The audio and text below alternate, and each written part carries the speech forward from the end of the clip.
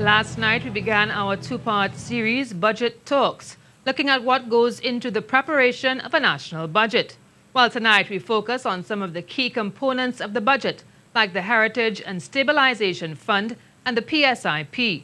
What are these and why are they important? Cherrylene Lewis gets the answers from former Finance Minister Nunez-Tesheira.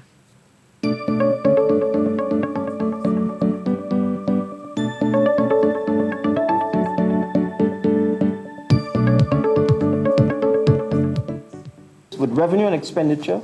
For the last 4 budgets, Trinidad and Tobago has had fiscal deficit, which means the country's expenditure exceeded revenues. Former Minister of Finance Nunez-Tesheira said, however, this does not mean the economy is in trouble. You can have years where your revenue is less than your expenditure, but remember, every year you have to go to Parliament because every year they have to approve that budget, right? So even though it may not look good, so to speak, that you're running a deficit, you shouldn't be persistent. You should try to close it off. But during what may be deemed economic hard times, when revenues are low and expenditure is needed, government's last resort is the Heritage and Stabilisation Fund. As Ms. Nunez-Tesheira explained, the HSF comprises 2 funds, as the name implies, the Heritage Fund and the Stabilisation Fund.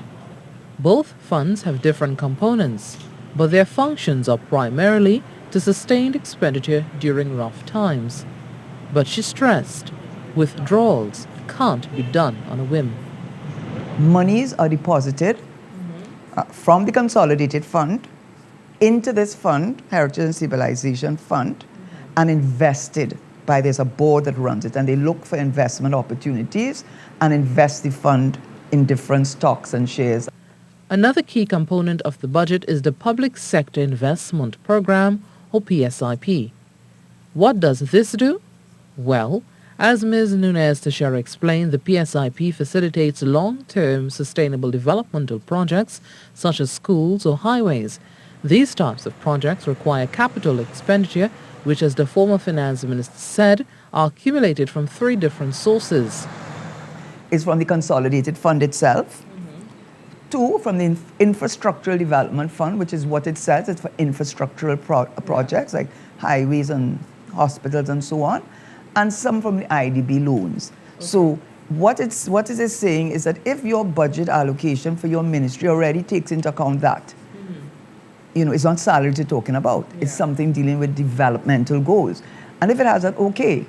But if it does not include that in your allocation, that is something which the government is saying that is one of our national priorities. Oil and gas are inherent natural resources to Trinidad and Tobago. But as energy pertains to diversification of the economy, Ms. Nunez-Tesheira added, it's not something that can be achieved in just 5 years.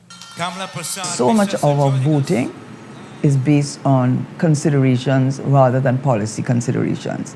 And unfortunately or fortunately, depending for the purposes of what you're asking me, the groups who are, the 2 groups that are impacted by that are equal in numbers. Yes.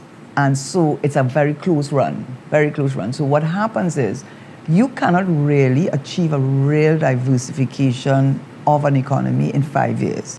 During the midterm review in May this year, the 2019 budget was revised to reflect expenditure at $52.7 billion, revenue at $47.5 billion, leaving a deficit of $4.57 billion. The financial year 2019-2020 comes to a close at the end of September, with budget days scheduled for October 7th. Cherrylene Lewis, TTT News.